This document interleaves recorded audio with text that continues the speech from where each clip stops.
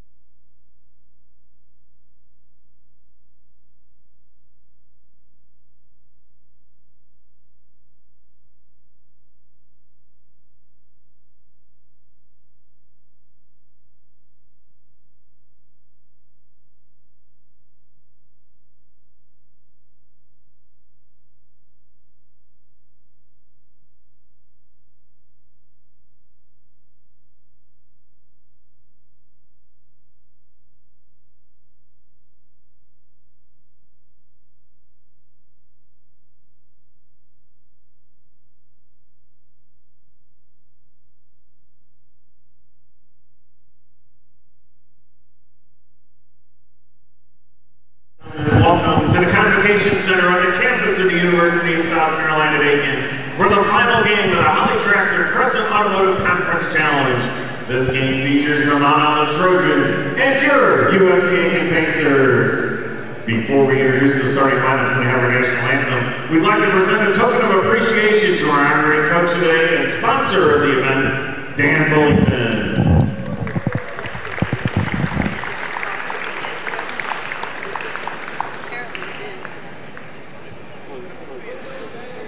And now, ladies and gentlemen, we ask you to please rise as we honor America and those who defend our freedom with the playing of our national anthem.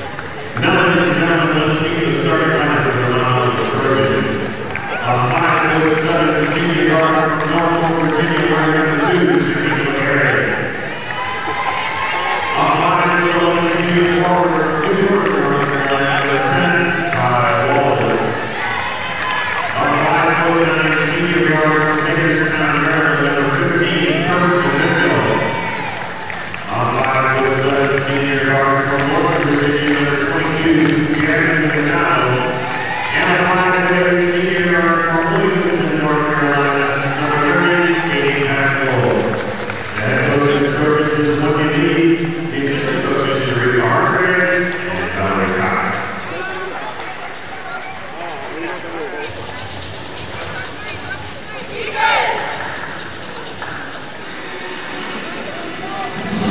And now, ladies and gentlemen, let's meet your Pacers. First coaching season for the first season, Karen Watson-Teague and head coach Mark Brown. Number 12, Jasmine Coach. Number 22, Kate Duff. Number 23, Alexa Square. Number 24, Carly Eater. Number 25, Aaron. And number 30, Cassie Jorgensen.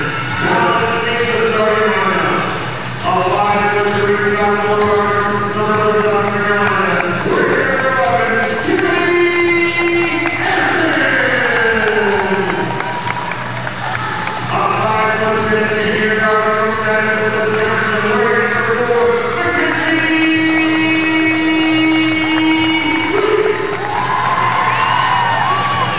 Alive 11 sophomore guard from York, California. He's number 41, Mariah Turner. A 7'2" junior guard from Bellevue, Wisconsin. She wears number 51. She's Emily Clark.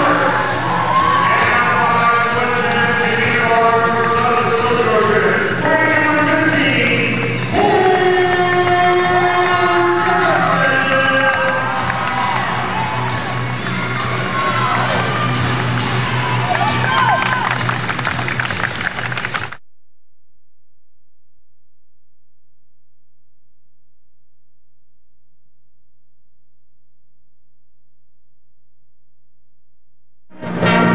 Good afternoon and welcome to the Convocation Center here on the campus of the University of South Carolina, Aiken, bringing you the final game of this weekend's Holly Tractor Crescent Automotive Conference Challenge. I'm Kyle Dawson, bringing you play-by-play. Joining me is Nick Terry. Our final game today, we have USC Aiken taking on Mount Olive.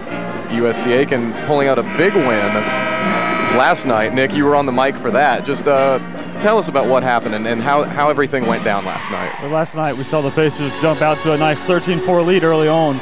But after that, we saw a run from Anderson. And for most of the game, Anderson controlled it until late when Mackenzie Reese was able to steal a victory with the game-winning layup. So we are now officially underway here at the Convocation Center. Pacers controlling early. Emily O'Rourke with it now, guarded out near the three-point line. She'll get it inside to Portia Martin. There's Mackenzie Reese right near the basket. Nice and easy start for the Pacers, up 2-0. Picking up right where she left off from last night. So Pacers going with some pressure here in the backcourt. We will see how the Trojans handle it. They're able to get it across. We see the ball in the hands of Jasmine McDonald now. Looks like Mariah Dorian will be defending out near the three-point line. McDonald will look over to Ty Wallace. Wallace will look to get that inside. Trojans try the same thing the Pacers did. Kirsten Mitchell unable to get it to go, though. Here comes Durian down the right side. She will pass over to Tiffany Addison, gets it to Martin, and now to Reese. Dorian from the top of the key will dribble to her right. Nice clear lane to the basket, short. O'Rourke with the offensive rebound. She can't get the putback. Trojans off and running.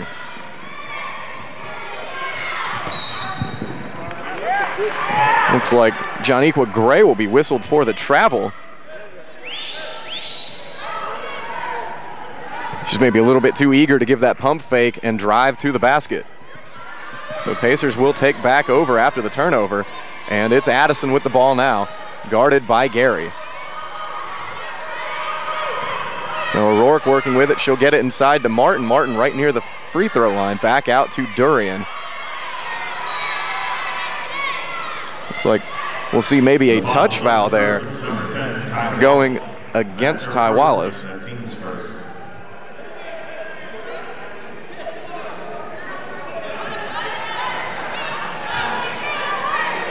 So first foul against the Trojans. Pacers up 2-0, about a minute and a half into the game. And Addison has the ball now. She finds Reese. Reese will pull for three. She's got it. Hot start for Reese. Mackenzie Reese with all 5 of the game's points so far here in the opening minute and change. And the Pacers back to that pressure. So Trojans will slow it down a bit here with McDonald. To get it over to Wallace. Wallace now to Mitchell, back to McDonald, inside to Wallace, back out to McDonald. They'll try it again. That one hits some back iron, and Reese with the rebound. And here comes Addison. Addison will get this one back out to O'Rourke, back to Reese. Durian with it on the right side. Now Addison back at the top of the key again. She'll work inside to Portia Martin. Martin will get it to O'Rourke, wide open, just a little long, but if there's Reese again. She gets the offensive rebound, and the Pacers will bring it back out. 5 on the shot clock. Pacers have to put something up. Martin, she'll try it, left-handed, can't get it to go. Trojans bringing it back up now. And McDonald will control. Get over to Katie Pascal out at the three-point line. She'll try the step-back jumper. Front iron. Trojans get the offensive rebound. We'll see Mitchell try the 3. That one's good. 3-point basket to number 15, Kirsten Mitchell. So, Nick, you see the importance of the offensive rebound right there. That's another thing we saw last night was just USC had so many offensive rebounds, and that was an easy way for them to get points last night when they made that run to get back in the game. It allows you to extend a possession, get another shot off, and oftentimes leads to a good scoring opportunity. Trojans able to do just that. We see Martin working inside. She will be fouled. See the trip called there. And that will go against McDonald. The Trojans, number 22, Jasmine McDonald. Her first, the team's second. See our first sub checking in. Kiara Jones coming in for Mitchell. And the Pacers will have some subs come in as well. We'll see Cassie Johansson and Amara Brandt come in. So Martin and O'Rourke will check out. So about 3.5 minutes gone here. Pacers up 5-3. Reese finds Johansson right in front of the basket. It's a nice look right there. Maybe just a little too sharp of an angle. We'll see Pascal now driving inside. Nice drive and draws the foul. Fouls on the Pacers, number 25. One will go against Brandt, who just checked in. And Pascal will be a player to watch for the Trojans, one of the most prolific scorers in North Carolina high school basketball history. At the end of her high school career, she ranked 2nd all-time in the state. She was at East Carolina before transferring over to Mount Olive. So she will be one to keep an eye on, see if she can find that scoring touch. But before that, we'll see another turnover called, this via the offensive foul. That'll go against Wallace, and that's number 2 already on Ty Wallace.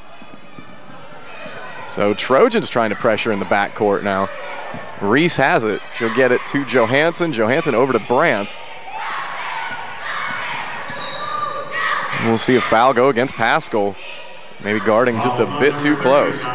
Seem to be calling a lot of the easy fouls tonight, not really giving them much room to work with. It's been something that the NCAA officials have been sort of instructed to do, is not let players get away with those hand checks anymore like they used to. So we'll see an increase in foul calls throughout the year and also free throws until the players adjust. We'll see Durian pull from 3. That one gets the front of the rim. Trojans have it. We see Gary coming up now on Addison. Addison tries to take the charge. That shot by McDonald is good. And we are tied at 5.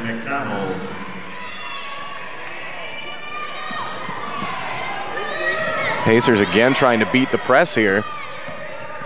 Reese brings it across half court. We'll see Brandt pull from 3. That one comes up just short. Trojans will watch it bounce out of bounds. So it'll be Mount Olive basketball. We have a full media timeout on the floor. And with that, we are under the 16-minute mark at 15:25. It's a time for our first media timeout of the half. Teams tied at 5. Nick, what do you make so far of how these teams have come out? I think, well, you look at Mackenzie Reese coming out, kind of picking up where she left off last night with all of USC's points so far. And then, we mentioned the fouls and how, both teams are going to have to adjust to how tightly it's going to be called, and you see the Trojans with 4 already. So if I'm the Pacers, I would just keep, trying to work inside and keep drawing fouls because you're almost in the penalty already. Yeah, you're absolutely right. Exploit any advantage you could possibly have.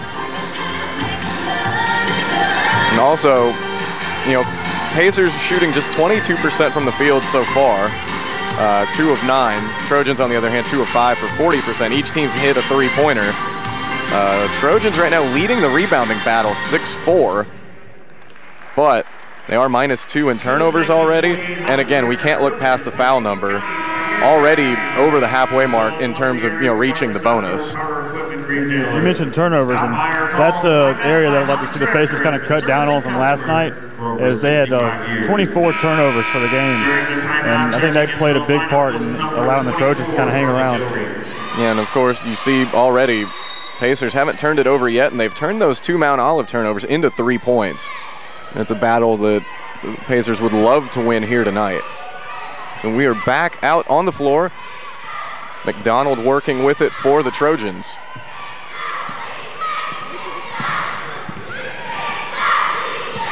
One ended up with Jones and back to McDonald. McDonald ended up right in the middle of the paint. Fouls on the Pacers, number 24, Carly Gilreath. But she is fouled by Carly Gilreath, who just checked in. For all the players wearing number 15, Kirkston Mitchell of Mount Olive and Portia Kirkston Mitchell and Portia Martin back into the game. So we saw Wallace and Durian check out. So Johniqua Gary working now up near midcourt. Looks like she'll pass it over to Paschal. Paschal will get it to Mitchell and back out to McDonald. Paschal working with it on that left wing. Trojans really can't find anything open against the defense right now. So you saw Gary just pull from 3. Paschal was able to get the rebound. We'll see Mitchell try. That one's long, and Reese rebounds. Nick, not a lot of open looks right now for Mount Olive. Now, USCA's been playing great tight defense, and that's something that I would look for them to keep doing because we saw it a lot last night. See Gilreath drive and go up with the left hand. That one's knocked out of bounds by Paschal. Checking the line from Mount Olive, number 20, Leah Graham. See Leah Graham come in now for the Trojans. Reese with it right underneath the basket. She'll pass out long to Gilreath. Gilreath will get it over to Martin. Martin looking inside for Reese. Decides to drive instead. Goes with the right hand off of the glass and in. Nice move by Martin. Pacers now up 7-5.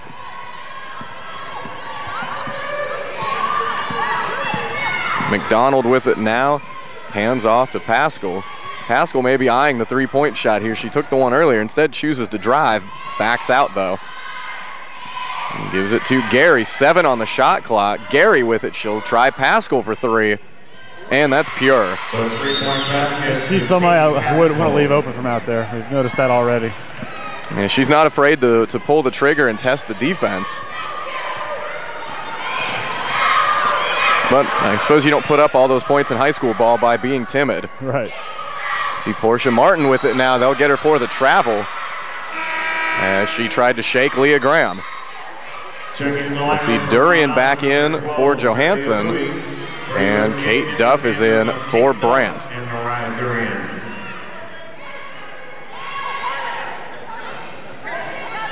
Trojans sticking with their 5 on the floor. It looks like Gary's over there on the sideline, maybe stretching out a calf over there behind the Trojan bench. So we'll see when she checks back in. But it's McDonald working with it now. She'll hand it off to Bowie. And Kirkston Mitchell working with it now. Not much going against Durian, but we'll see McDonald try the 3 from the corner. Basket to number 22, Jasmine McDonald. The Trojans starting to lean on that three-point basket now, and it has paid off so far as they're up 11-7. And Duff will be whistled for the carry.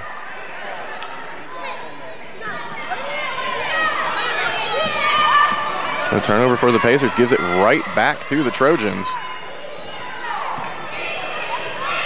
And See McDonald get it inside. Hard foul on Bowie, who found herself wide open under the basket. That's her first, it's the team's third. Going to the line for a pair is Shilea Bowie. So Shilea Bowie will attempt the free throws here.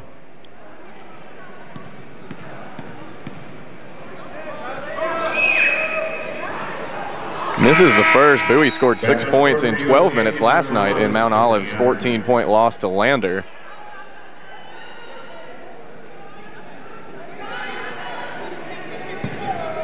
Trojans went 6 of 16 from the three-point line. Gary and Mitchell each hitting a couple, and Bowie had the other two. She was perfect from the three-point line last night for her 6 points. Gary and Pascal both scoring 15 for the Trojans.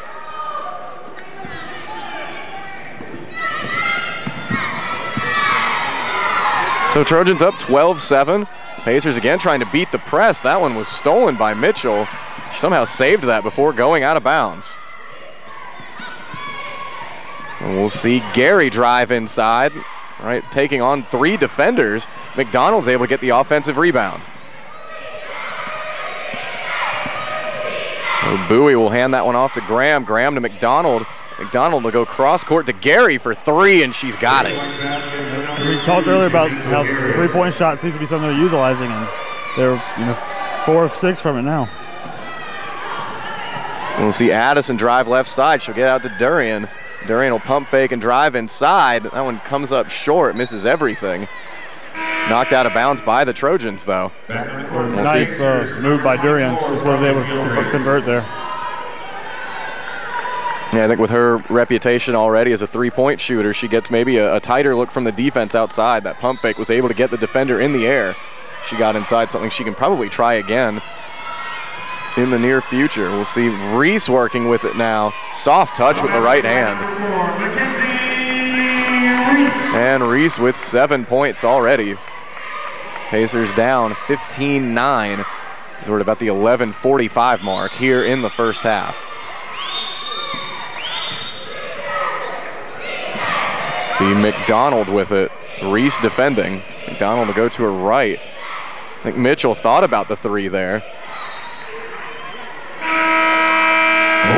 Pacers knocked that one out of bounds, and that will lead us to the under 12 media timeout. So we're at the 11:32 mark. Trojans up 15-9.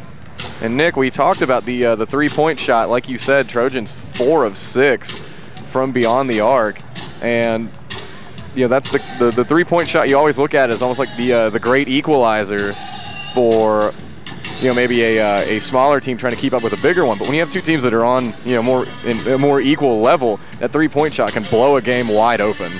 I mean, you saw USC Aiken last night use the three-point shot to get back in the game, and they trailed about halfway through the second half to Anderson by about double digits, and they got a few threes to go from Brandt and Reese and Durian, and found themselves leading very quickly. And Durian hit 5 threes last night. Pacers hit 10 as a team. Only 1 of 3 so far here early. We'll see if the three-point shot becomes more part of the game plan. And obviously the Trojans' perimeter defense will dictate that as well.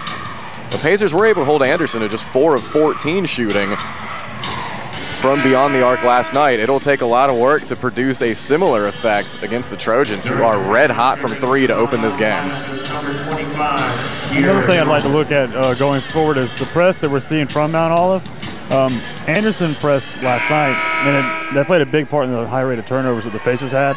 And I'd just like to see if they found any way to adjust to it from last night and early on in this game. Yeah, Pacers turning the ball over 23 times against Anderson last night, and just 2 so far. We see a deep 3 attempted by Bowie, and that one misses everything. That will turn into the shot clock violation.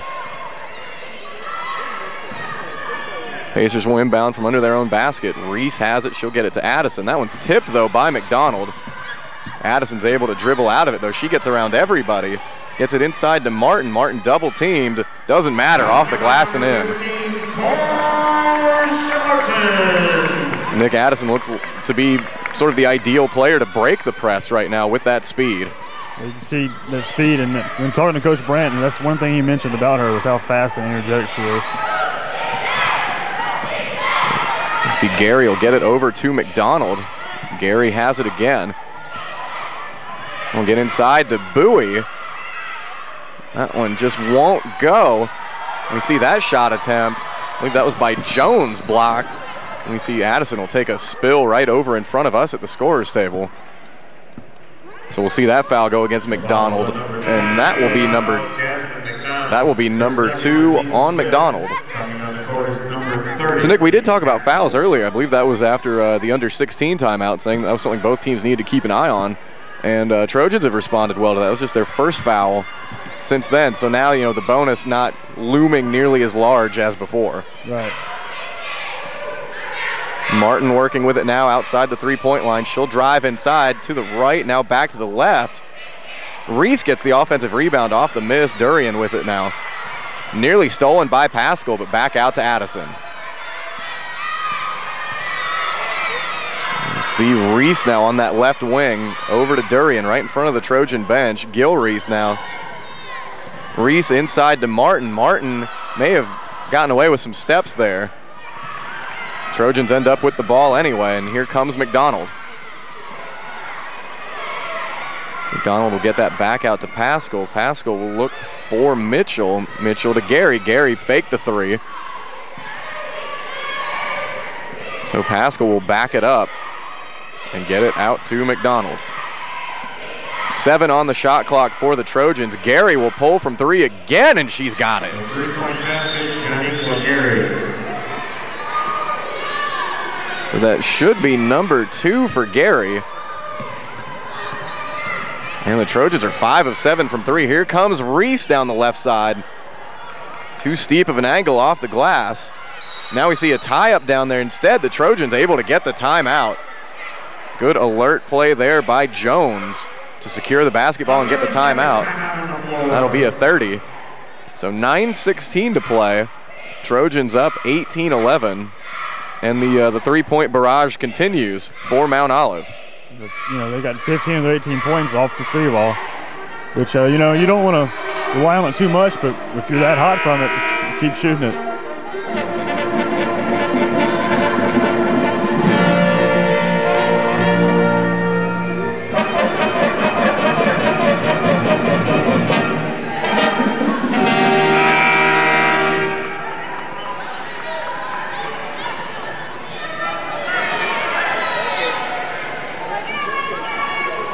All right, Trojans are ready to inbound. Coming back out of that timeout, it'll be McDonald underneath the basket.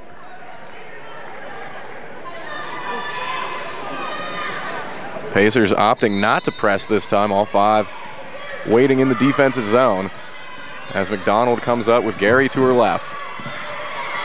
Let's get that one over to Mitchell. Mitchell to Gary. Gary to Jones, back to McDonald right there in the paint. Jumper's good. 22, Jasmine McDonald. Trojans pressing, and here comes Addison up the right side. Addison looking to force the contact there. Referees let them play on. Says just ball out of bounds.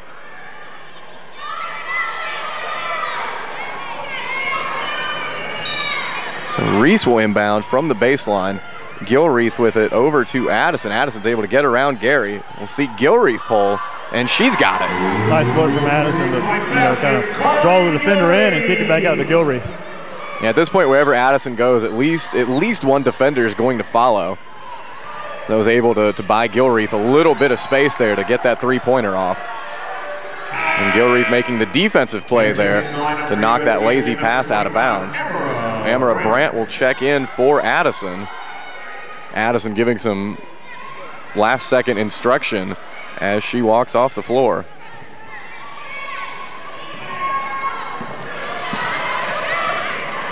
We'll see Gary with it now for the Trojans. She'll get it to Pascal and over to McDonald. Gary will try another three, and she's got it again. Three-point basket, Janika Gary. 23-14 Trojans. Gary's hit 3 threes. We'll see Gilreath Tries to sort of put up a running layup there. It's knocked out of bounds by Mount Olive.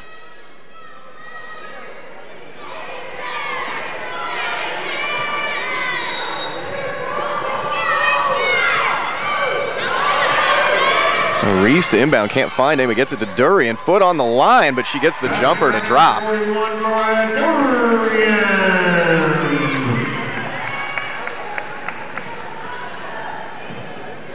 We will see a 30-second timeout. Timeout on the floor.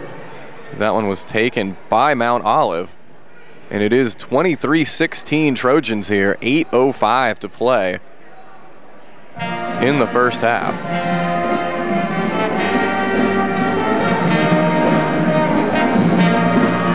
So Nick, what do you see the Pacers needing to do defensively right now to sort of take away that three-point shot from the Trojans? They're just they're leaving the three-point shooters open. I think partly because they're allowing penetration from the guards from Mount Olive, and they're letting them get into the lane, causing the defense to kind of collectively crash in on them, which leaves these shooters, which are very good shooters, wide open. So I would just on-ball defense, trying to deny the penetration and the drive from the guards of Mount Olive. And Mount Olive really working that inside-out game right now, and 6 of 8 from 3 is hard to argue with. So Trojans also shooting 50% overall from the field. Although if you look at it that way, just 2 of 8 from inside the arc, not great, but again, the 6 of 8 from outside more than makes up for it. Pacers shooting 39% from the field, 2 of 4 from 3. Mount Olive +3 in rebounds. Pacers still holding a +2 advantage in turnovers right now. Mount Olive getting those second chance points, up 6-2. Again, largely a product of them crashing the offensive glass. Already 4 offensive rebounds for Mount Olive. And the Trojans will bring it up now as we approach the 8-minute mark here in the first half. McDonald guarded by Gilreath. Get it over to Bowie, who hand it right back. Back to Bowie again, and we'll see Gary. She'll shoot from inside the arc this time. That might have had 3-point distance on it, but the Trojans able to get their 5th offensive rebound, but only 4 on the shot clock. We'll see Bowie pull from deep, and that one comes up short as well. Violation, Pacer ball. So you start to see already a little bit better defense there from the Pacers. Those 3-point looks were definitely contested. Just something that maybe the Pacers hadn't been able to do on some previous attempts. So we'll see Gilreath working with it now. Get over to Reese. Reese looking for space. She'll give it to Martin. Back to Gilreath, who'll drive left side. The running layup attempt just a little too hard off the rim and won't drop.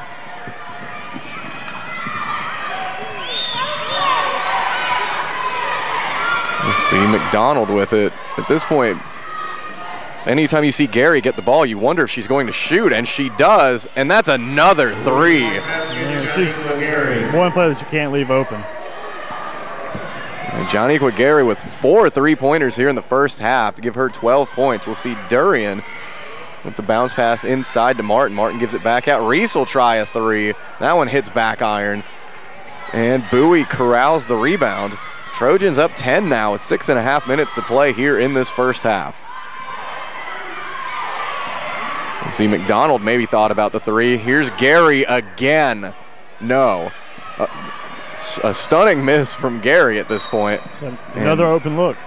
That was a wide open look. Fouls on Mount Olive's number 25, Kiara Jones. That's her first. It's the team 6. Kiara Jones, we whistled for the foul on that one. And we'll see Mike Brandt call the 30-second timeout. So we've got 6:17 to go here in the first half. Trojans up 26-16.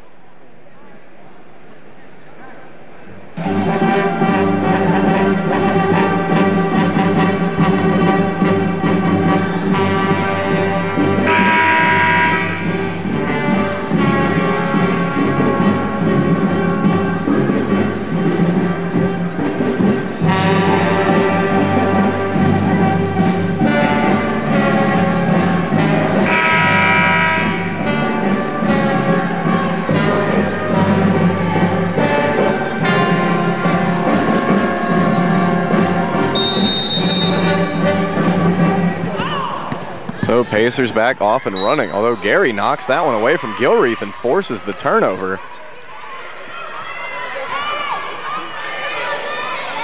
A nice defensive play from Gary. At this point, we're left wondering, what can't she do? Making plays all over the court. And she looks to be open over there in the corner. Instead, we'll see Mitchell try it from the other side. That one's off the rim and won't go. Martin gets the rebound, but she loses it out of bounds. And Mike Brandt, I think, is wondering how nobody could have knocked that out of play. Nonetheless, it's Trojan basketball. And we'll see Gary for three again. She's got it. That's her fifth of the half. And the Trojans again turn up the pressure. Gilreath able to get past Pascal. She tries the bounce pass to Martin, but that one's broken up by Graham. Here comes McDonald. You have to watch Gary. Gary near the midcourt logo. I still would be watching her. You want somebody on her no matter where she is. So we'll get back over to Pascal. Pascal gets it to McDonald. McDonald's jumper is good. At this point, the Trojans just can't seem to miss. Up 31-16 with 5:20 to play. Doesn't really matter who's shooting it for them. They're all making them. Martin escapes the trap there and gets it to Reese. Reese inside to Martin. Martin blocked by Graham, but some contact as well. Fouls on number 20, Leah Graham. That's her first. So that's the foul will go against Leah Graham. That'll put Portia Martin on the line for two.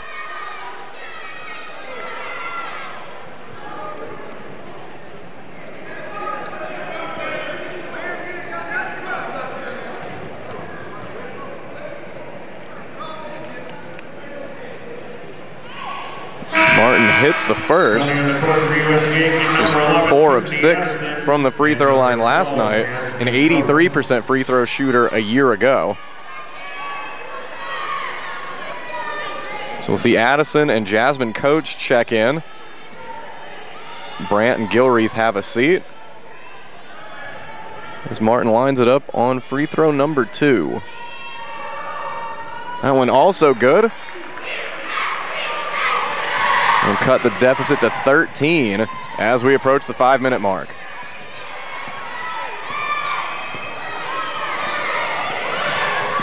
And you see Graham with it. She'll get it back to Gary. Gary driving this time, scoops with the right hand, and that will be a blocking foul against Addison. You see Gary, be able to get whatever she wants, whether it's the open three or get into the lane, and defensively too. She's just been a pest for the Pacers on both ends. At this point, if she's even got sort of the slightest idea in her head, she might as well try it. Everything is working right now for Joniqua Gary. The first free throw, of course it's pure. What else would you expect? She's got 16 points right now. She'll look to make it 17 with the next one.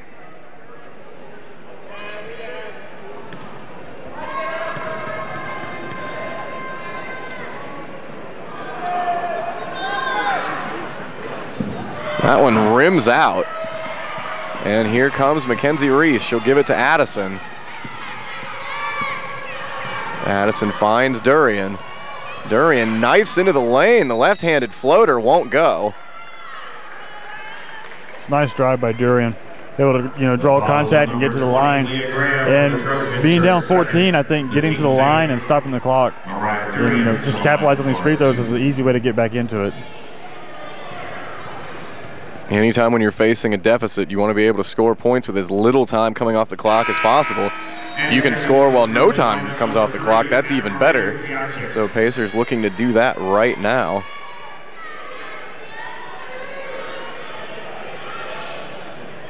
Looks like for Mount Olive, we see Anna Maria Jakic come in.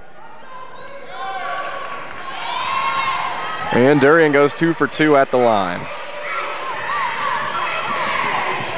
We'll see Pascal bring it up for the Trojans. They're up 12 here, 4.5 to play. That one's knocked out of bounds by Addison. The Trojans will keep it. Inbound from the baseline. See Pascal with it. We get over to McDonald. Reese knocks it away. And Reese drives.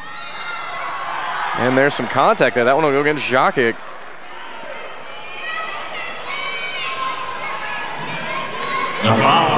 So, Nick, we've talked about sort of the importance of free throws in terms of coming back from a deficit. Another trip to the line for the Pacers. Chance to get it down to 10 right here.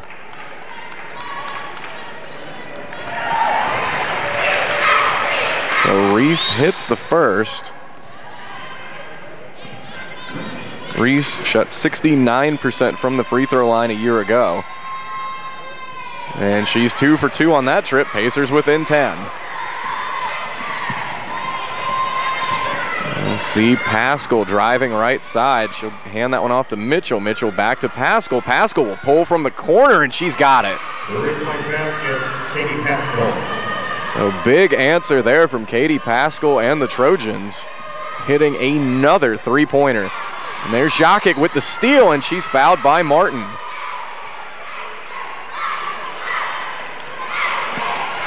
Fouls on the Pacers, number 15, Portia Martin. Her first and the team's fifth. That will be foul number 5 against the Pacers.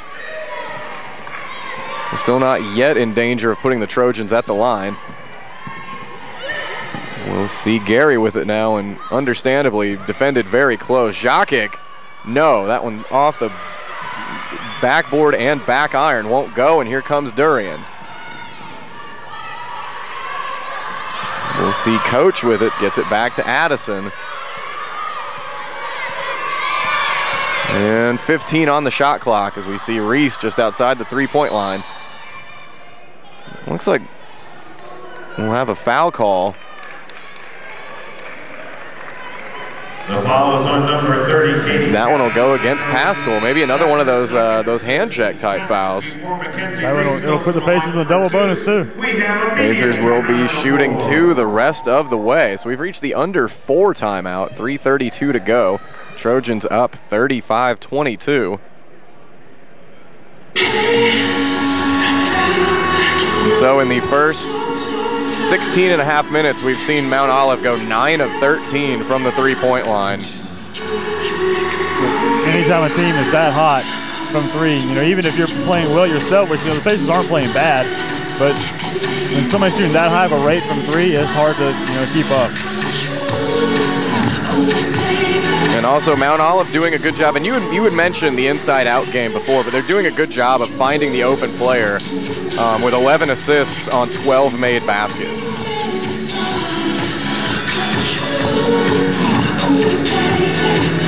Yeah, you see, Gary with 16 points, but really, besides her great effort, it's been an entire, good effort from the team with Pascal also hitting a couple triples. Yeah, and you see Jasmine McDonald also with 9.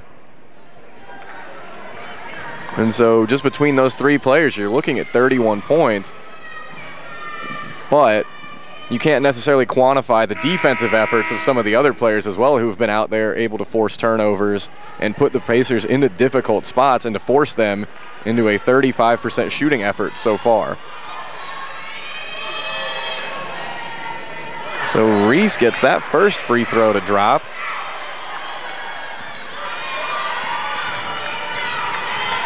She's got 10 points now to lead the Pacers, make it 11.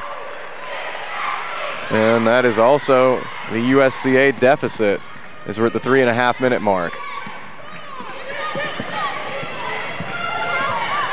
Now McDonald's got it. She'll look to her right to Mitchell. Mitchell's looking inside for McDonald, went back out to Pascal instead. Gary's got it. Looking for the pick from Jakic. Gary misses, but McDonald's got that offensive rebound back out to Pascal. Foot on the line, so it's just a deuce, but another basket made by Pascal. She's got 8 points. We'll see Addison come right down the middle, and that'll be a turnover.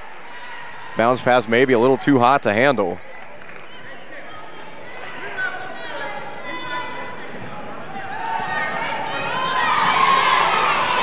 Trojans will bring it up ahead by 13.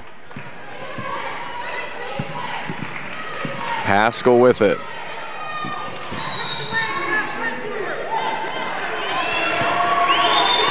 We'll see a turnover by the Trojans. Give that one back to USC Aiken. And Trojans gave a brief press there, but Pacers were able to get past it. Martin able to regain control. So Addison's got it over to Reese. Reese will get it back to Martin. Martin was looking inside for Gilreath. That one was cut off by Gary. Martin instead will drive with the left hand, and good. Great drive by Martin there. She was practically right underneath the basket when she let that one go. Tough angle, but it's good. So we see Mitchell get over to Jokic. And Martin able to knock that pass away from Mitchell. Checking back into the Pacer lineup, number We'll see Amara Brandt come in for Carly Gilreath. See if maybe the Pacers want to answer with a little three-point firepower of their own, with Brandt and Durian both out there together. So you check that. Brandt came in for Addison. Brandt is certainly capable of doing that. When she's at Augusta Christian, she held the record for most three-pointers made in her career there. Yeah, it's one of the best to ever let it fly from deep in the South Carolina Independent Schools Association. The foul is on number 15, Kirsten Mitchell. We saw her, last night with a deep three that was, played a big part in the Pacer comeback there late in the second half. And that may be the type of spark that USC Aiken needs right now. So you see Gilreath will bring it up. Jokic comes out to double team, but gives the foul. So that'll put Gilreath at the line for a pair. Number 3 of the Trojans, Anna Maria Ziacic. That's her second. Going to the line to shoot 2 is Carly Gilreath.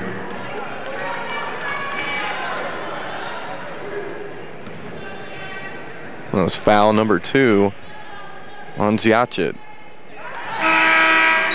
Back on the court for the Trojans, number 25, Kara Jones. See Kara Jones come back in for the Trojans. A chance to get it to single digits right here, too. They're able to do just that as Gilreath nets a pair. So 37-28 here as we approach the minute-and-a-half mark in the first half. At this point, we're looking at just anything you can do to build momentum heading into halftime.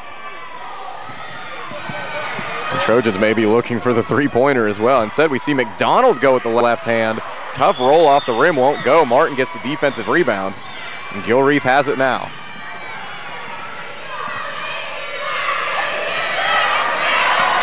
Gilreath under that heavy pressure from Jones, able to get to Martin. Reese with it now. We'll see Brandt get it off to Durian. Now with 10 on the shot clock, looking inside for Martin. Gives her the bounce pass. Martin working to her left, and she's fouled.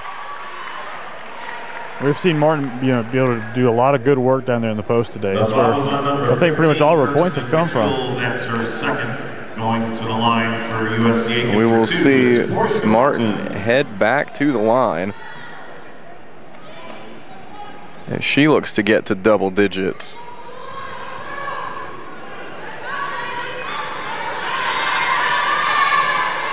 So the first is good.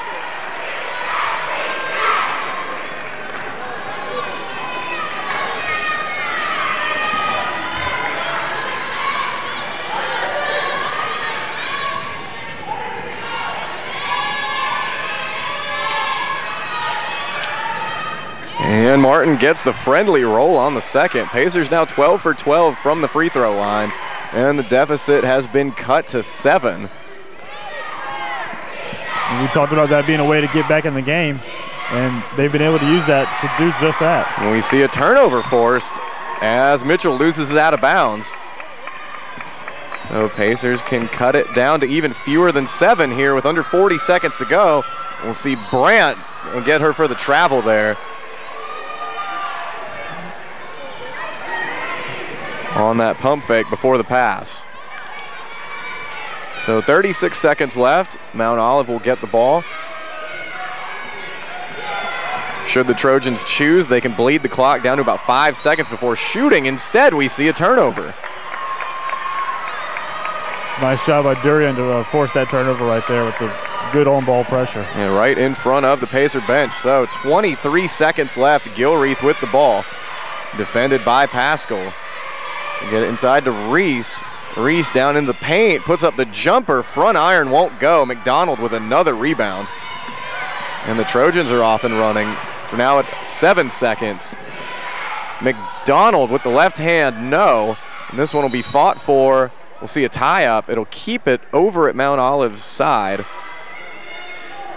with 1.8 seconds to go. You don't want to give up anything easy right here. You fought, back to get to double digits, so no open looks. And you especially don't want to see an open three. Instead, Gilreath steals the pass from half court. Comes up just short. So we have played 20 here at the Convocation Center. Mount Olive leading USC Aiken 37-30. We'll take the break alongside the teams. We'll be back with you for the start of the second half.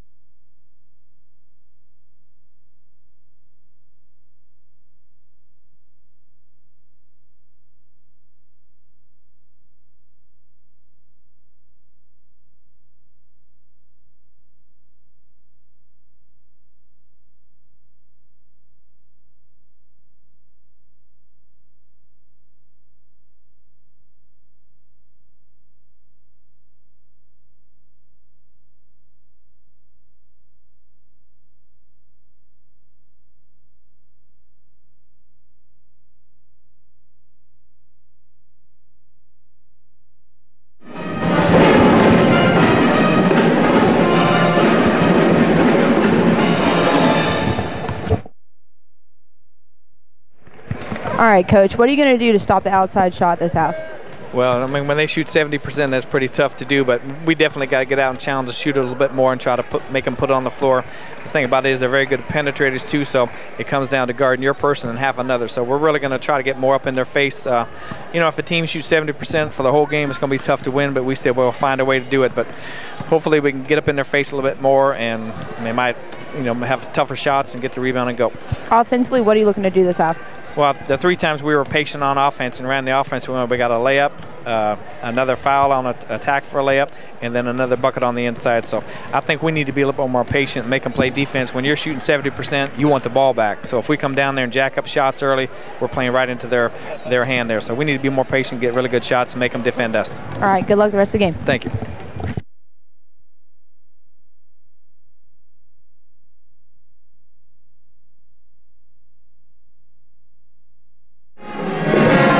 That was USC Aiken head coach Mike Brandt. His Pacers will enter the second half trailing by 7.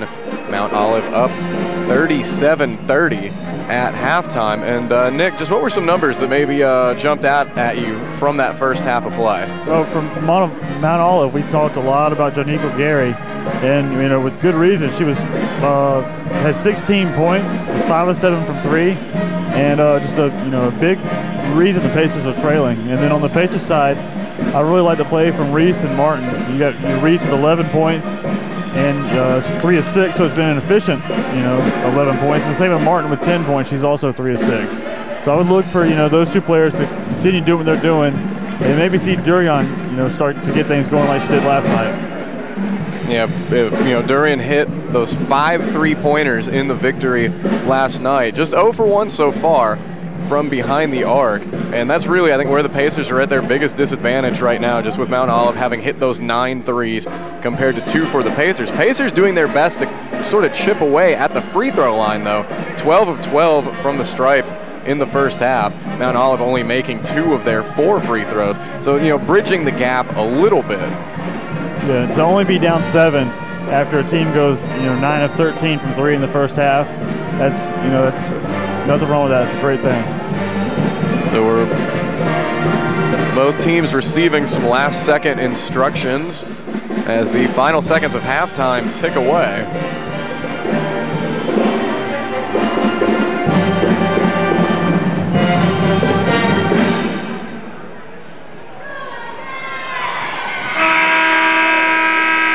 As the horn sounds, we'll be ready to get this thing going in the second half. The final half of the Holly Tractor Crescent Automotive Conference Challenge, which has been contested here at the Convocation Center over the weekend. A couple of games last night. We also saw a game here earlier this afternoon, as Anderson was able to pull out a late victory, an overtime victory at that, over Lander. We see the Pacers working with it now. You see Addison with the ball outside the 3-point line. She'll get it over to Portia Martin. Martin inside to O'Rourke. O'Rourke, the fader won't go. We see McDonald trying to rebound it. Ends up hitting the deck. So as the ball rolls out of bounds, it'll come back to the Pacers.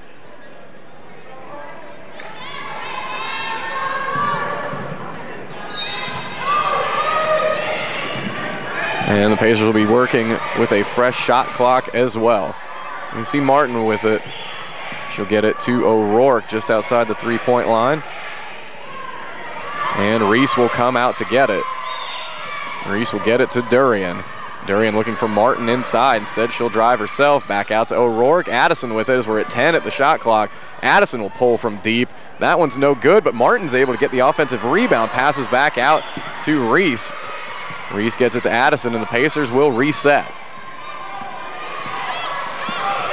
Nice job by Martin to save the ball there, kick it back out to Reese. Instead, we'll end up seeing the turnover there by the Pacers. I believe that one was whistled as 3 seconds. So McDonald will bring it back up for the Trojans. Ends up back out there with Ty Wallace. inside. Good look. Mitchell wasn't able to get that one to go, though. Just a little too tight of an angle going in toward the basket. And so the Pacers bring it out the other way. We'll see O'Rourke with it. She'll look inside for Martin. Martin working on Pascal. She can't get that one to go, but she gets the offensive rebound, and McDonald's able to wrestle it away. And Mitchell slows it down.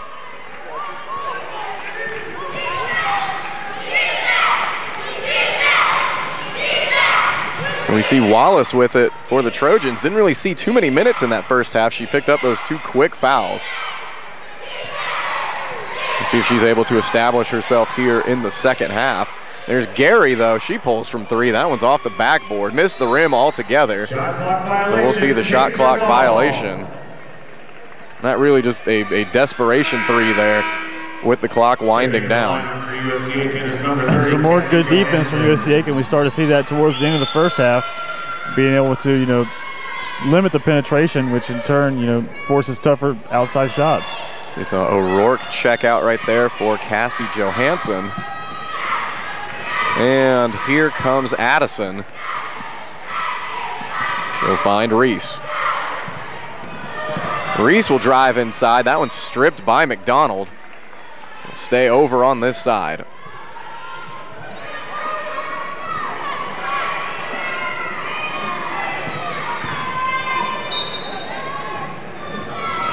So we'll see Durian in the corner. Gets around Mitchell. She'll drive. Some contact there, but no call. But no harm, no foul, as the ball will go out of bounds and stay with the Pacers.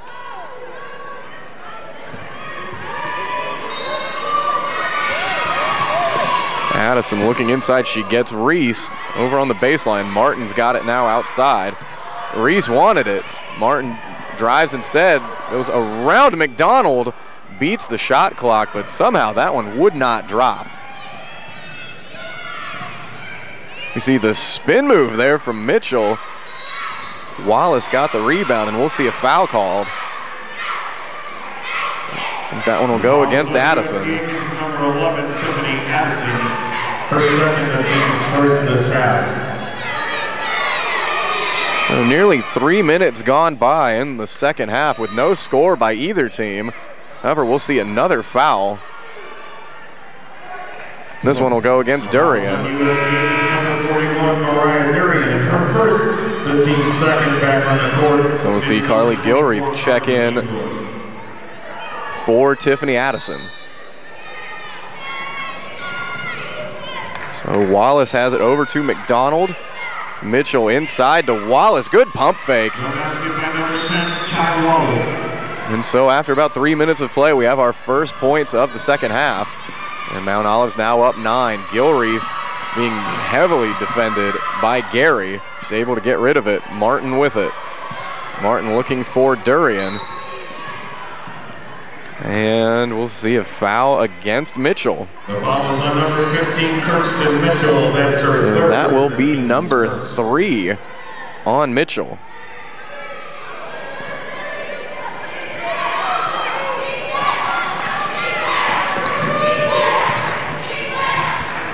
Reese trapped over in front of the bench, and that one will be tied up. No, actually, we'll see a foul call. Looks like that one should go against Pascal. Katie Pascal, the Trojans, her third. So Pascal has 3, and that could be big, Nick, because Pascal's been a big part of this Mount Olive offense. You see her and Mitchell both getting in foul trouble, and that's, especially with Pascal, like you said, it could be a way to, limit three-pointers in an unconventional way. We'll see Reese try the 3. Won't drop. And Pascal off and running the other direction. She's able to save it momentarily. Durian has it. McDonald knocks it away, and Pascal and Durian will be tied up. So good defense there by the Trojans, and they'll take over control.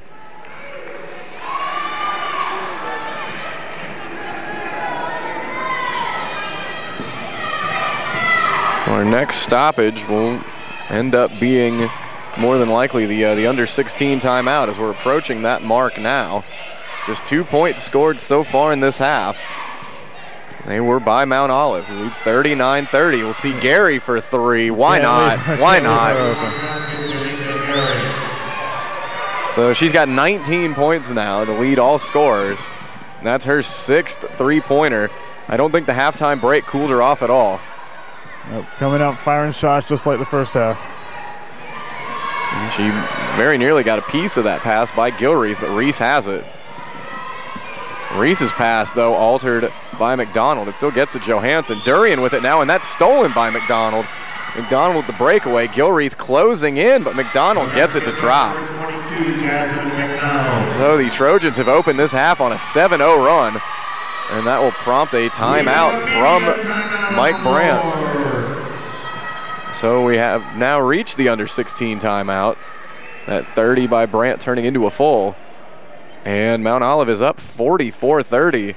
So, Nick, we talked about how nobody scored for about 3 minutes there, but the Trojans have sort of blown it open a little bit here in the last minute and change. Yeah, about the 17-minute mark, nobody scored, like you said. And then since then, the Trojans have gone on a 7-0 run to start this half. And it was kind of fueled by Gary again. Who else would it be? And like we mentioned with her with 19 points and 6 threes now. And who would have guessed that the three-point basket would lead to a run by Mount Olive? The Trojans have been so good from beyond the arc now, 10 of 14 from 3.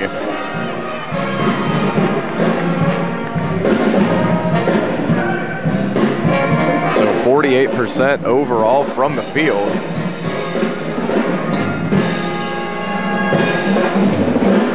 And of those 16 made baskets, they've got 14 assists.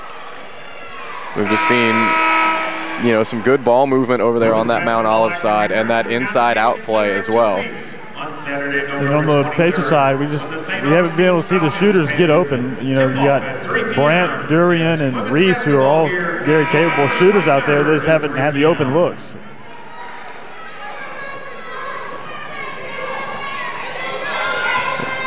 The Pacers will inbound from under the basket. It'll be Reese to trigger it in. Get it to Gilreath. Gilreath being worked on by Gary. The Mount Olive bench very appreciative of the pressure. And we'll see sort of that touch foul go against Gary. On number 2, Janika Gary, her first, the team's third. And now we have a full media timeout on the floor. So now we have the under 16 media timeout. So we're looking at 15-17 to play in the first half. Trojans up 44-30.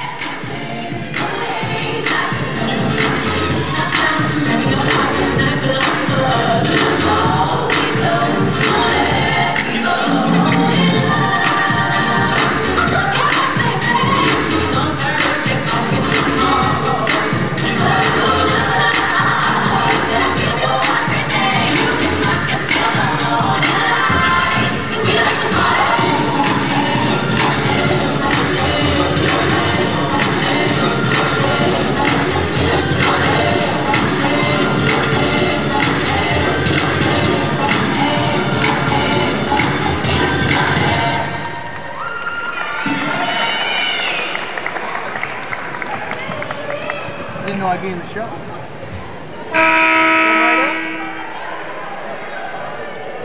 See here at the Convocation Center, everybody able to get in on the action.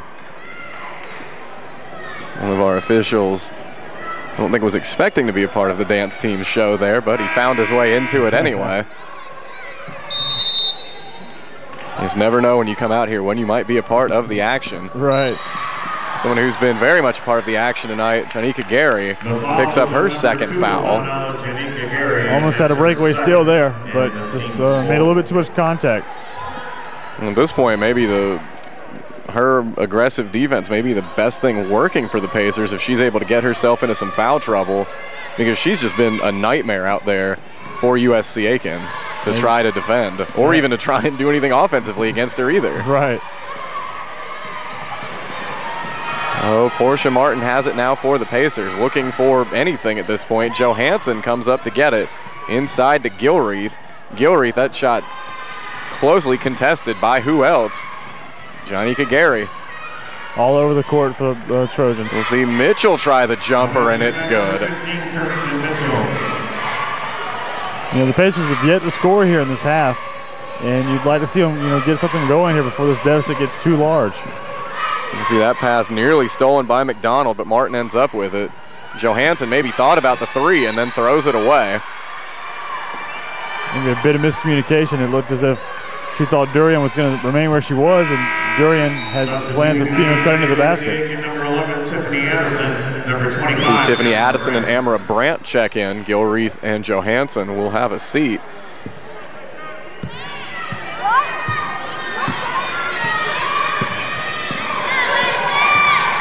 So we see Pascal with it for Mount Olive. Durian comes out to defend. So now it's over to McDonald. And it's Gary. Portia Martin defending Gary now. See if that might discourage her from attempting those jumpers. Instead, Addison switches over. Try whatever you can to try and, to stop Gary. Instead, we'll see Addison get whistled for the trip there as Pascal takes a tumble. So that will be foul number 4. Or check that, 3. You maybe putting Martin on her with her size can kind of deter or make those three-point shots tougher for Gary. Will also be more difficult for Gary as a passer as well. Just any sort of additional obstacle to try to have to pass around. So we'll see if that works out. So that foul goes against Durian. That's her second. The Pacers now with 4 team fouls to equal the Trojans here as we're under the 14-minute mark. Trojans on a 9-0 run to open this half. Pascal can't get the 3 to drop. Reese off and running. Reese will take it coast to coast and get the layup to drop. Finally get the Pacers on the board here in the second half. And, prior to this season, Reese had always been the Pacers spark plug coming off the bench. See if she's able to breathe some life into the team in her starting role now. And we see that pass by McDonald a little too far out in front of Wallace. Shilea Bowie checks in now as Gary will take a seat. See Addison trying to get around the pressure. That foul will go against Pascal, and that's number 4 on Pascal. That's one of the players that Mount Olive wouldn't want to get into foul trouble. Was her and Gary have been the 2 spark plugs for them. So Pascal will stay out on the floor with 4. And she's got the tall order of trying to guard Mackenzie Reese right now. So we'll see Martin with it. She gets it inside to Reese. And Reese with the soft touch. If they're going to keep Pascal and Reese, I would try and attack that matchup.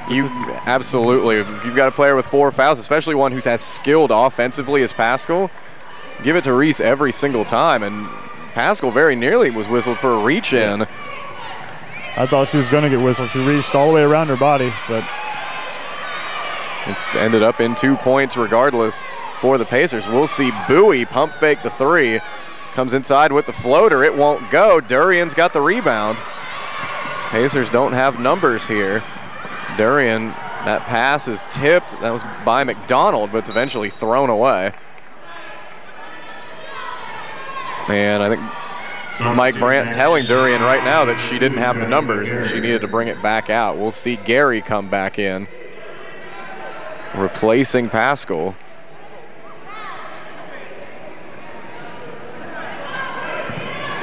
To this point, if you're the Pacers, you have to love only seeing one of those 2 on the floor. To make it a lot easier to cut into this lead, only having to deal with one of them. So we'll see Reese go to work again. She drives to the basket. She is fouled, and that will be number 3 on Wallace.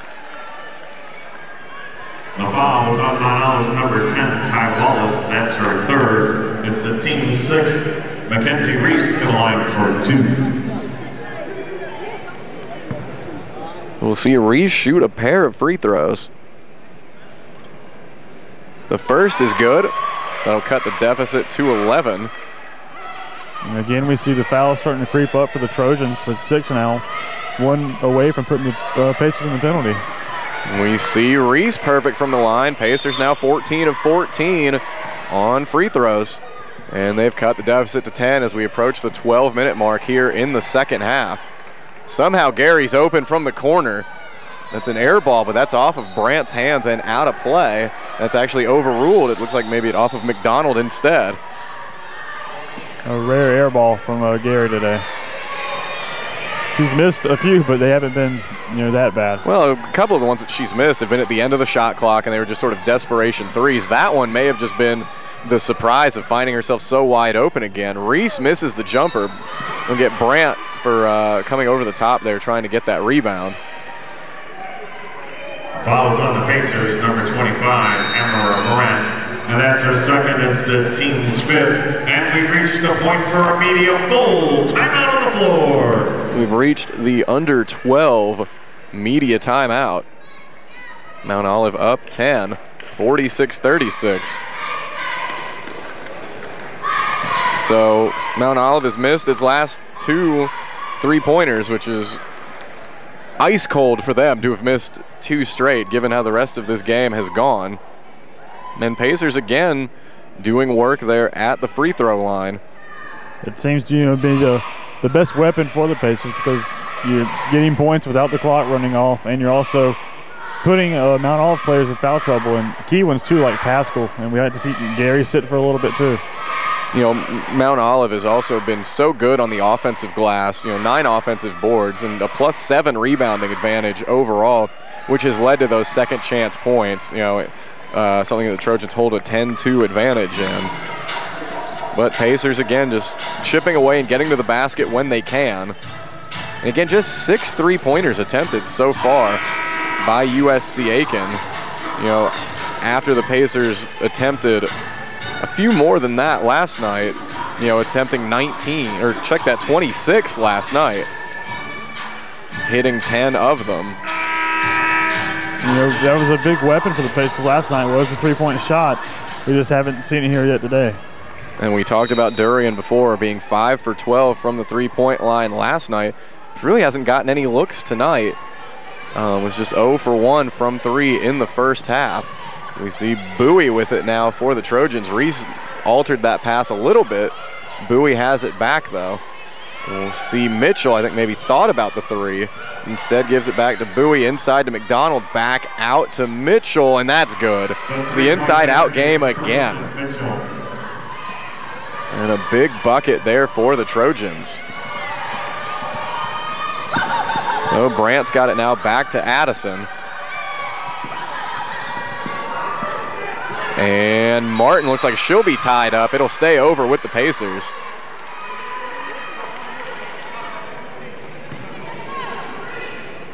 And we saw some of the sort of defensive influence of Jonica Gary on that possession, who, as soon as somebody has the ball near her, she is furiously waving her arms in their face. Yeah, and she's yelling ball, ball, ball at them too. We'll see Mitchell try again. That one misses, but McDonald, another board, gets it to Bowie. Bowie's able to keep that away. Great play by Reese. Reese with the steal, and Reese will just coast in for 2. A good defensive play there as Bowie was being guarded not only by Reese, but by the half-court line as well, trying to keep that from being a backcourt violation. And that'll give Reese 19 points to tie her for the game high with Gary. See, McDonald has it now. She'll get it over to Bowie. They're looking inside for Wallace. Wallace will get it now. Instead, she'll go across to McDonald. McDonald, that was a tough jumper. It won't go. Reese has the rebound. Here comes Addison. Pacers within 11 as we approach the 10-minute mark. There's Durian. She'll go cross court for Brandt. Back to Durian. Durian will let it fly from 3, and she's got it. Glad to see her get going. So sort of right on cue, we talked about her not getting those looks. That was a wide open look. Surprisingly, since the Pacers didn't really move on offense at all, it was just back and forth passing from wing to wing. But it ended up working. So Durian's got 7 points now. We'll see Gary try to answer. That one won't go. Looks like Durian will knock that one out of bounds, going for the board. Back on the court for USC Aiken comes number 24, Carly Gilreath. Carly Gilreath in for Amara Brandt. And Mitchell will inbound from under the basket. She's looking for Bowie and throws it away. So Pacers now with maybe a little bit of momentum as they've bridged the gap, down only 8 with 9:33 to play. Back on the court for Mount Olive, number 30, Katie Pascal. And Nick, you saw the Pacers put together a bit of a late comeback last night.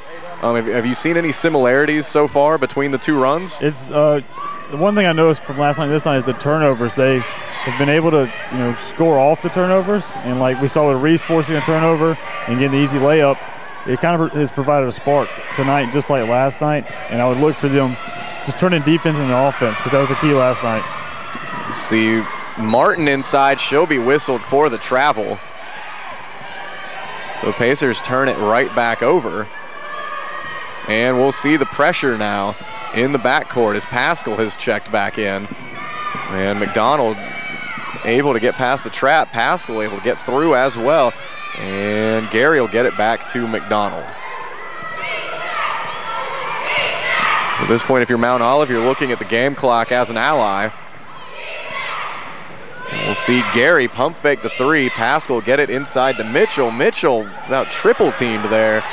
Misses everything. Gilreath gets it over to Addison, and the Pacers are coming back the other way. Gilreath will try the three, and she's got it.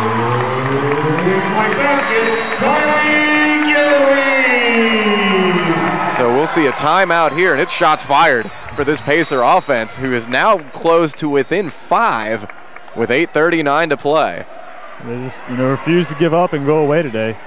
And we saw there, getting the defensive rebound and kind of getting out into transition. That was one thing that I mentioned last night was, rebounding the ball and then being able to get out and run is a key to come back in games like this. And Pacers 2 of 3 from beyond the arc here in this second half.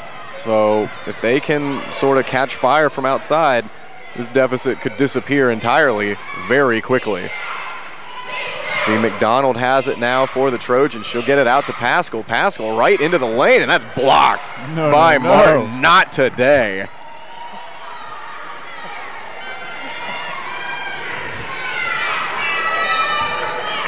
Trojans will be working with 14 on the shot clock. And Pascal's got it. She'll get it over to McDonald. McDonald will be looking for Mitchell. Shoots that in front of Reese. That one won't go. Martin's got the rebound. And she'll hand it off to Addison. Tiffany Addison looking, trying to find the open player. She'll call out the signal. She'll get it to Reese. Reese gets it inside to Martin and one.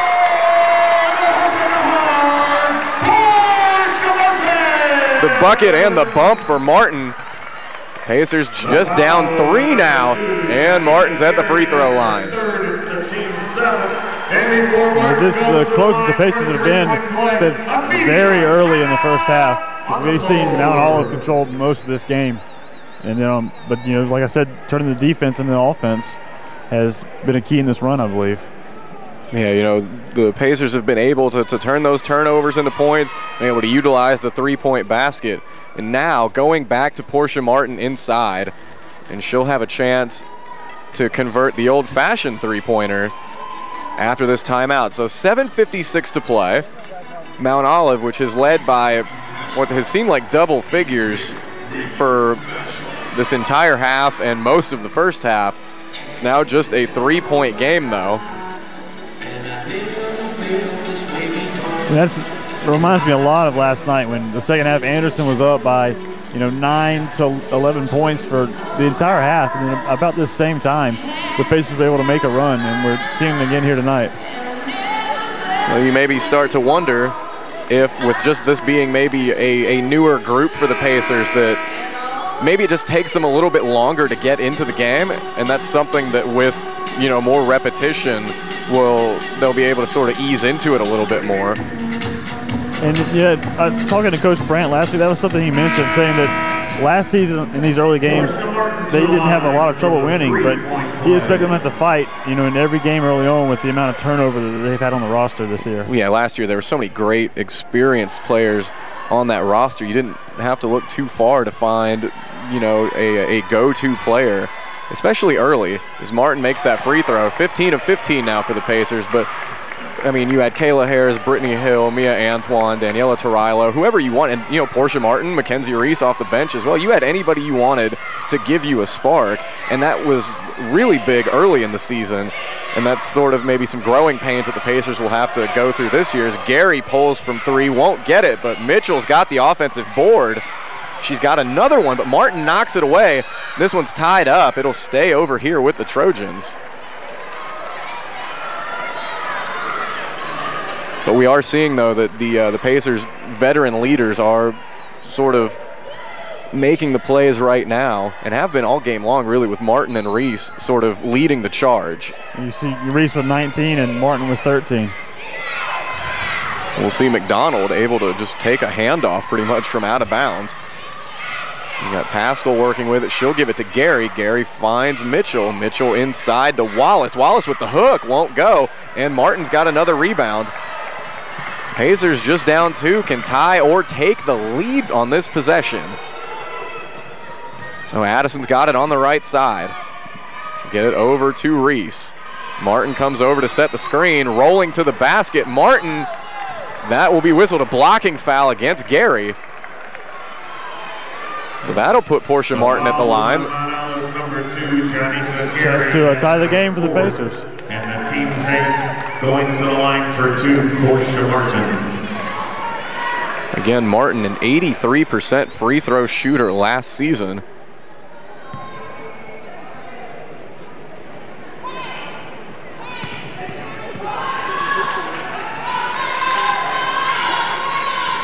And her first attempt is good.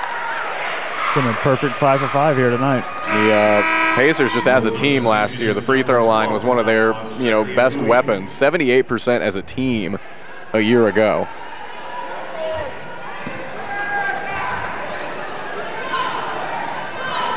We will see Martin try again here for the tie, and it's good. So 7:04 to play, and we're all knotted up at 49. Nick, I can't remember the last time we saw a tie score here. I think it might have been when it was 5-5 after we saw those, two initial early runs. The Pacers were down, 46-30 after Mount Olive opened the half on a 9-0 run. So that would mean the Pacers are on a 19-3 run here to tie it? Yep. McDonald for three, that won't go, and Martin's got another board. Been a force down low on both ends tonight. Portia Martin's gotten stronger as the game has grown longer. And she's really just doing work on the glass right now. We'll see Reese drive off the rim and out. Bowie bringing it up now to Mitchell. Back out to Bowie. And she'll pass it over to McDonald.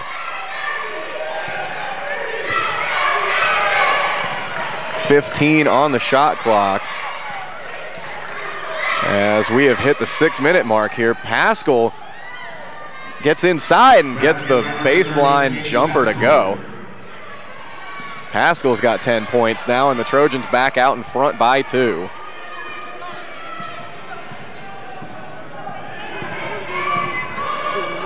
Martin working with it now. She'll maneuver inside. She's blocked, but with contact.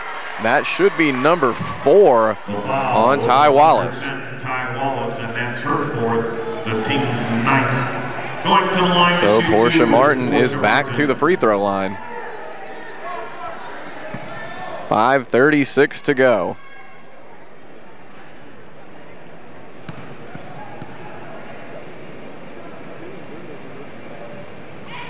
Martin's first is perfect. Coming on the court from Mount Olive, number 25, Kiara Jones. See Kiara Jones check in for Wallace. Wallace, who's just really struggled with foul trouble throughout the afternoon, hasn't been able to get much going. We'll see Amara Brandt check back in as well. after this free throw. Martin misses. The first miss for the Pacers today. After 18 straight makes, the Pacers have missed, so Brandt will have to wait to check in. Pacers down 1. Paschal working with it now. She'll look over for Bowie. Bowie back to Paschal. Paschal dribbling to her left, not finding anything though. Here's Bowie moving toward the basket. Paschal for 3. That one comes up short. Martin's got it.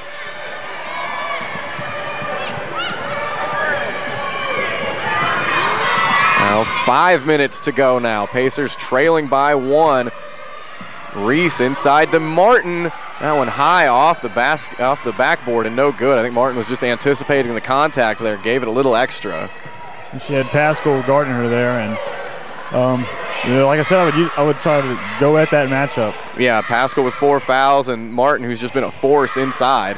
Why not? Paschal fakes the 3. That pass out of bounds to James, or Jones rather. We will see Brandt get in now, and so will Cassie Johansson. We also see Janika Gary check back in for the Trojans.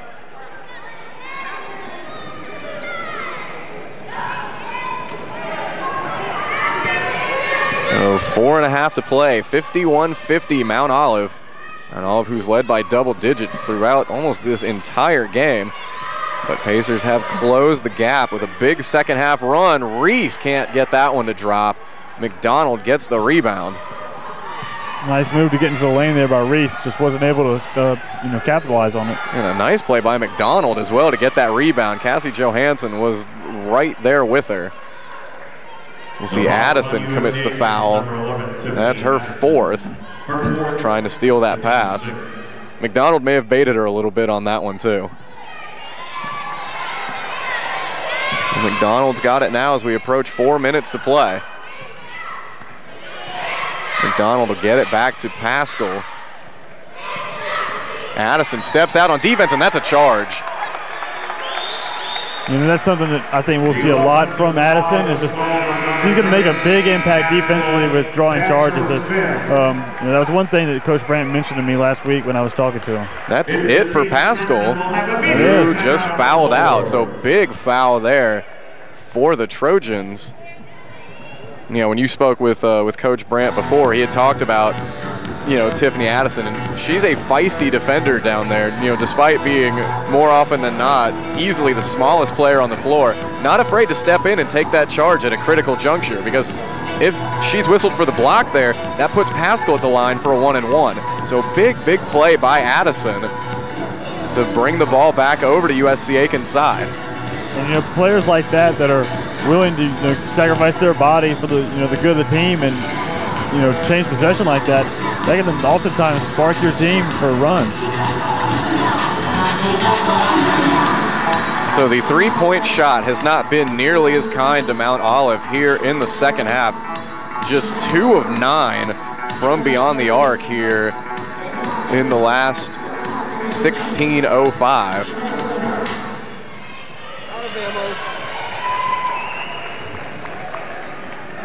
And so that was something that was really their go-to play there in the first half, was that inside-out play to get it to whoever for 3. It was mostly Janika Gary. But you also saw Mitchell, McDonald, Paschal all hitting 3s. They haven't been falling here in the second half. That's allowed USC Aiken to come back. And same with just that great free throw shooting. Yeah, and I think with the three-pointers, USC has kind of ramped up their defense, and it's forced Mount Olive to take more contested shots, so they're not getting as many good looks. And, in turn, like you said, they're not hitting the shots. Yeah, the open 3s not there nearly as often here in the second half. Johansson has it now guarded by Gary. She'll get it out to Brandt. Bowie just right in her face. Reese has it now, 10 on the shot clock. McDonald nearly knocks that away. Addison has it. Addison will drive left. That one's knocked away. There's Martin right in the right place at the right time after that ball was kind of kicked around a little bit. She had to put it up to beat the shot clock, and it wouldn't drop. So Mount Olive has it back. We'll see Mitchell try for three. That one misses everything. Addison has the rebound. She's on the floor. Hands it off to Johansson, and that's stolen. Bowie got it back. Remain pace the ball, though. Great pursuit there by Bowie. Didn't give up after the air ball. Was able to come in there and get that tie up. Like you said, Pacers will maintain possession.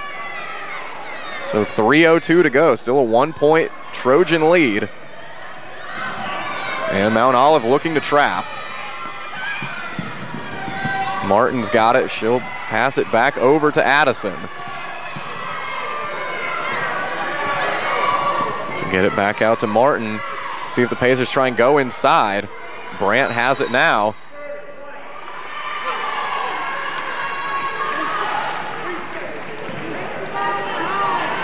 And instead, we'll see a turnover by the Pacers. And Durian will be checking in at the next stoppage. So 2.5 to go. Mount Olive working with a 1-point lead. Gary's got the ball. That one's inside. That's Wallace, and it won't drop. Martin's got it. You have to think, if Wallace hadn't been dealing with, the foul trouble and not able to get into a rhythm, surely that would be in. We'll see Brandt for three. No, but we see the tie-up instead. The ball will stay with Mount Olive.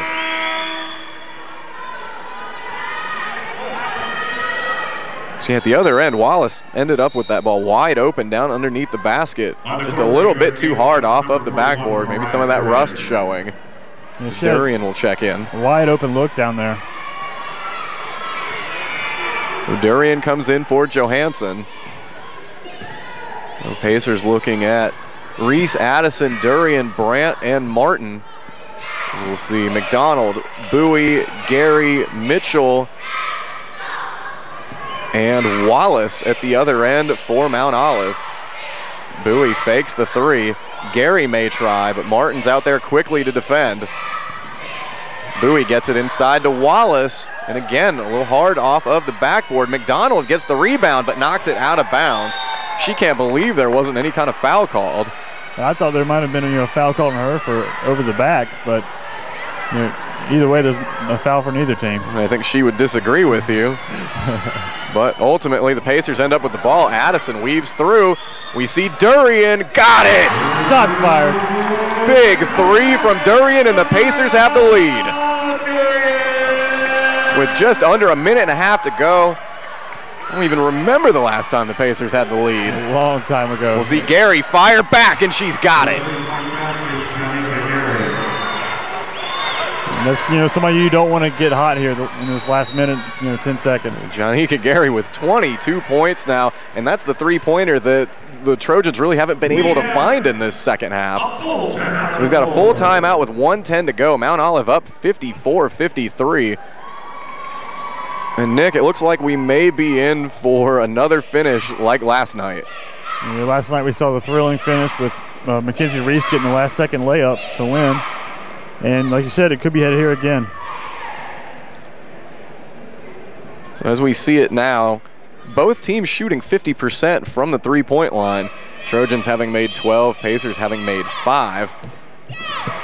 The rebounding battle +8 to Mount Olive. And Pacers +3 turnovers. You look at Portia Martin today for the Pacers. She's found herself with a double-double with 16 points and 11 boards. Yeah, Martin has been just really, really good, especially here in the second half. McDonald on the other side, we've talked about her on the boards pretty much all afternoon long. She's got 11 points and 12 rebounds for Mount Olive. So we've got some players out there that are in foul trouble. Janika Gary being one of them with 4.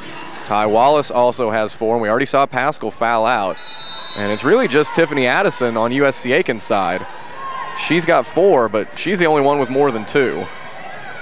Yeah, the Pacers have done a good job of relatively staying out of foul trouble. 1 minute left in regulation. So we are now under a minute. Martin driving with the spin move, but she traveled. I don't know about that one, but either way, it's Trojan basketball. It's hard to argue with the referee having good position. He was right there in front of Martin. We see Bowie will bring it across. At this point, if you're the Trojans, you want to run these remaining 21 seconds off and get a good look. We see Gary will get it inside to McDonald. McDonald back out to Gary. Who else would you want to have the ball right now? Gary picked up her dribble, though, had to give it back to Bowie.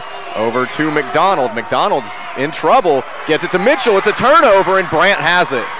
Shot clock turned off as we're under 25 seconds now. Pacers can take the last shot if they want to. We see Reese with it now. Reese inside. Reese will take the jumper. No. That one's rebounded by Wallace. And Reese fouls Bowie with 11.9 seconds to go. So we will see Bowie go to the line. That's only foul number 7. So it'll just be for the 1-and-1.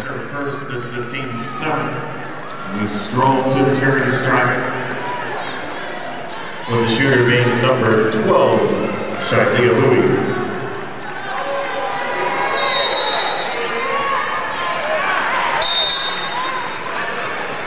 A 30-second timeout on the floor.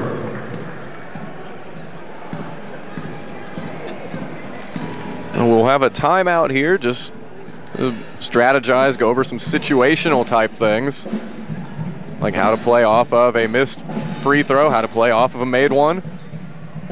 And we assume everyone will have sort of their final strategies ready, although the Trojans still have 3 timeouts, should they choose to prolong this game any further. The Pacers have 1 timeout, so if there is a Trojan miss, they can they don't have to rush up the court. They can call a timeout and set up a play and just take the time with it. And as we learn in college basketball every year and seemingly every March, a few seconds can be an eternity. Oh yeah.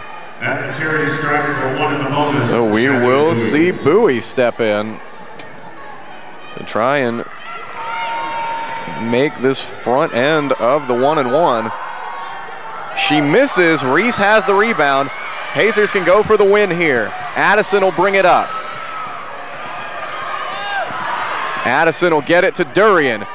Durian, that's stolen by Bowie.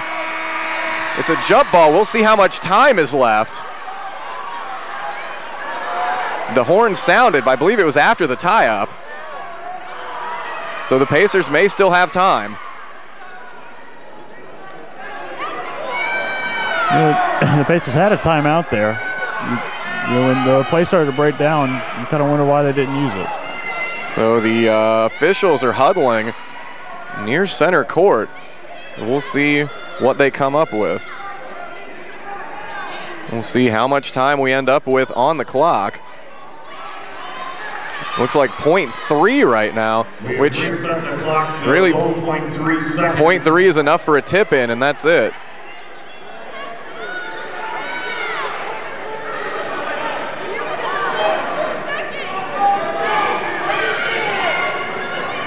Unless someone on this roster wants to try and one-up Derek Fisher with the 0.4 second miracle against the Spurs. That may be physically impossible.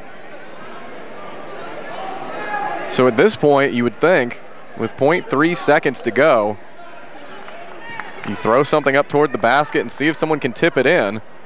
It's really about all you can do. Which means you probably want to look at maybe Martin. She's been the biggest force around the basket throughout the game for the Pacers. So, I would look at her, and maybe with the height on Durian, her as well.